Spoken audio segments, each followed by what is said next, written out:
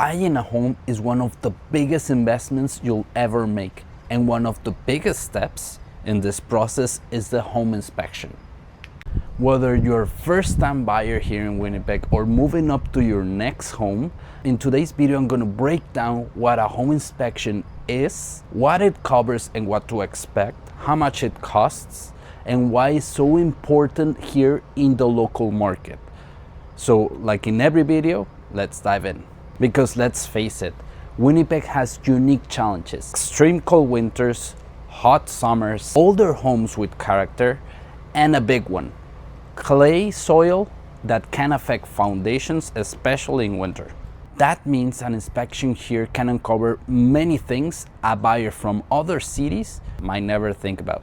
A home inspection is a professional top-to-bottom check of a property by an inspector. Now, a heads up here, because a home inspector in Manitoba isn't required to be licensed. So be mindful when selecting or looking for inspectors. They'll look at the roof, plumbing, electrical, foundation, heating and cooling systems, and insulation, and much more. The goal is not to pass or fail a home. It's to give you a clear picture of what you're buying so you can make an informed decision. Think of it like when you're buying a car, then you want like a mechanic report of the car. In Winnipeg, there's a few things inspectors always keep an eye on. Number one, foundation and basements. Our clay soils hold a lot of moisture, and in winter, the first 3 feet of the ground gets frozen. So that creates a lot of hydraulic pressure that go against the foundation walls, and that causes cracks. Or it could also cause home shifting. So those points are very, very important to tackle when a home inspector points that out. Number two, furnaces and heating. There's different systems to heat a home, and each system has its own lifespan. So it is important to be mindful of the life expectancy of that system, or if it even has to be replaced soon. Another thing they look at is the age of the windows, because they are expensive to repair or replace, and the amount of insulation it has.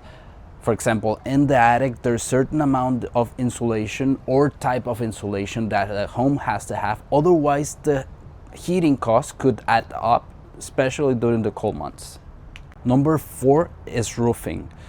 The average lifespan of a shingle is 25 years. It highly depends on the type of shingles the home has. For example, the more expensive the shingle is, generally, the longer it will last. Or if it even has metal roofing, that's even better for you because it could last up to 50 years. Number five is electrical. Now, because Winnipeg has older homes, there were different materials used in different decades. So for example, between 1900 and 1930s or 40s, there was a type of wiring used called knob and tube. Now, this is an ungrounded wiring, and as a result, insurance companies don't like that. Now, in the 1970s, they used aluminum wiring, which is cheaper than copper, but they discovered that it was prone to fire. So as a result, insurance companies don't like that, and they require you, as soon as you buy a home with aluminum wiring, either upgrade it to copper or pigtail it. Number five, piping. So water running into the, again, depending on the age of the home, is gonna be the type of pipe, unless it got upgraded at some point. So we have on the good, either PEX, which is the newest one, or copper. And on the bad side, you can have lead piping, which can cause a lot hole of health, or poly B piping, which is prone to leakage. Now, this piping was used between 1970s to 1990. And the thing is that there's a class action lawsuit and a settlement already, so you won't be benefiting from this. So that's something to keep in mind. And you can have galvanized piping, which you you'll need to have it replaced because it's prone to leakage, and that could cost a lot of money. Now, the pipes that run water into the drain and to the sewer, on the good side we have the newer material, which is ABS, and on the bad side or older material is iron cast. Now this latest one is prone to leakage again. With time you can keep it, but eventually you have to replace it for ABS. Now these things or these issues aren't a deal breaker. It's just something that you want to keep in mind for you to make the move to continue with the purchase or to back out. So how much does it cost? Generally it varies between 400 to 600, depends a lot on the size and type of home, but that's the majority of it that I've seen. Now, how long does it take? Usually varies, but generally it's between 2 to 3 hours long, and it's always recommended that you are there just so you can ask questions instead of relying on the report. And it's a good learning opportunity because down the road you'll be providing maintenance to the. Once the inspection is done, you'll receive a detailed report with pictures, and now it's up to you whether you want to continue with the purchase knowing what the condition of the home is.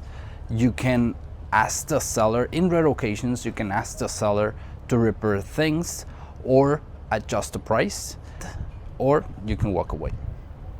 Just remember, the inspection is giving you the power to make the right decision. Now, when competing for a home, it's more difficult to win the bid if there is an inspection condition attached to your offer. So in this case, it allows you, the buyer, to back out from the offer or from the purchase for any reason. So that's why sellers don't like this.